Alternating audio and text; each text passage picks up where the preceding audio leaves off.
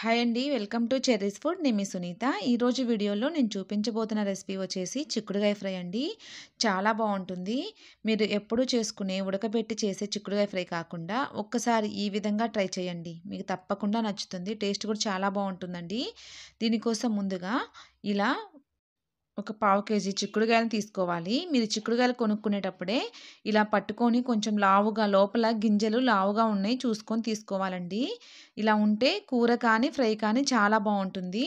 ఈ చిక్కుడుగాయలకి సైడ్‌న ఇలా పీచు ఉంటుంది గదా! ఈ పీచంతా ఇలా ఒలిచేసుకొని ఈ చిక్కుడుగాయలని 2 ముక్కలుగా గానీ, 3 ముక్కలుగా గానీ ఒలుచుకోవాలి. ఈ చిక్కుడుగాయలని ఇలా కాయలుగా ఉన్నప్పుడే శుభ్రంగా కడుక్కొని తీసుకోండి. ఈ చిక్కుడుగాయలని అన్నిటిని కూడా ఈ విధంగానే పీచంతా తీసేసి ఒలుచుకొని పక్కనుంచుకోవాలి. ఇప్పుడు స్టవ్ వెలిగించుకొని ఒక గిన్నె పెట్టుకొని ఇందులో ఒక కప్పు నీళ్లు పోసుకొని పైన ఇలా రంధ్రాలు ఉన్న గిన్నె పెట్టుకొని ఇందులో మనం ఒలుచుకొని పక్కనుంచుకునే చిక్కుడుగాయ ముక్కలు వేసుకొని పైన మూత పెట్టుకొని ఒక 5 నిమిషాలు ఇలా ఉడకనివ్వాలి ఆవిరి మీద.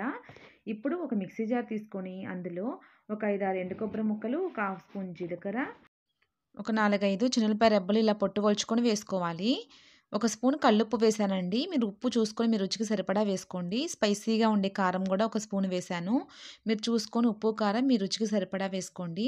మిక్సీ జార్ మూత పెట్టుకొని మెత్తగా గ్రైండ్ చేసుకోవాలి. ఇలా గ్రైండ్ చేసుకున్న ఈ కొబ్బరి కారంని ఒక పక్కనుంచుకోవాలి. ఇలా కారం మిక్సీ వేసుకోవడం వల్ల చిక్కుడుకాయ ఫ్రై చాలా బావుంటుందండి. ఇప్పుడు స్టవ్ పైన ఇలా మగ్గుతూ ఉన్న చిక్కుడుగాయ ముక్కలున్నాయి కదా! ఒక్కసారి మూత తీసి చూసుకొని, ఒక్కసారి కాలకుండా చిన్నగా చిక్కుడుగాయ ఒకటి పట్టుకొని చూసుకున్నామంటే మెత్తగా ఉడికిపోయి ఉంటుందండి. వీటిని తీసుకొని పక్కనుంచుకోవాలి.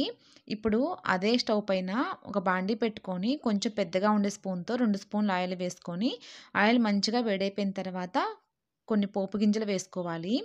ఈ పోపు గింజలను కూడా మంచిగా వేగనివ్వాలి. ఒక ఉల్లిగడ్డ, 2 పచ్చిమిర్చి ఇలా సన్నగా తరిగి వేసుకోవాలి. వాటితో పాటే కొంచెం కరివేపాకు కూడా వేసుకున్నామంటే ఇవన్నీ కూడా మంచిగా వేగుతాయండి. కరివేపాకు ముందే వేసామంటే చిటపటలాడి అంతా ఆయిల్ మీద పడుతుంది. ఒక హాఫ్ స్పూన్ పసుపు వేసుకొని, ఈ పసుపు కూడా ఈ ఉల్లిపాయ ముక్కలతో పాటు అంతా కలిసేలాగా కలుపుకొని, ఈ ఉల్లిపాయ ముక్కల్ని కొంచెం సేపు వేగనివ్వాలి. ఇప్పుడు ఇలా వేగిన తర్వాత ఇందులో మనం మిక్సీ వేసుకొని పక్కనుంచుకున్న కారం ఇందులో వేసేసుకొని, మనము ఆవిరి మీద ఉడికించుకున్న చిక్కుడుగాయ ముక్కలు కూడా వేసేసుకొని, ఈ కారం అంతా కూడా ఈ చిక్కుడుగాయ ముక్కల్లో కలిసేలాగా కలుపుకోవాలి. మీరు కావాలంటే చూసుకొని ఉప్పు ఇప్పుడు వేసేసుకోండి. నేను ఉప్పు ఇందాక కారంలో వేసాను కదా! సరిపోతుంది ఇంకా. ఈ కారం అంతా గూడా ఈ చిక్కుడుగాయ ముక్కల్లో బాగా కలిసేలాగా కలుపుకోవాలి.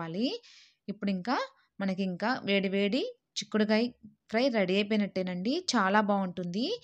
ఈసారి ఎప్పుడైనా మీరు చిక్కుడుగాయ ఫ్రై చేసినప్పుడు నీళ్లు పోసుకొని ఉడికించకుండా ఇలా ఆవిరి మీద ఒక 5 నిమిషాలు ఉడికించి గనక చేశారంటే మళ్ళీ ఎప్పుడు చేసినా గానీ ఇలాగే చేస్తారండి. అంత బావుంటుందన్నమాట చిక్కుడుగాయ ఫ్రై. ఈ వీడియో మీకు నచ్చితే తప్పకుండా లైక్ చేయండి. మీ ఫ్రెండ్స్‌కి వీడియో షేర్ చేయండి. చెర్రీస్ ఫుడ్ ఛానల్‌ని తప్పకుండా సబ్స్క్రైబ్ చేసుకోండి.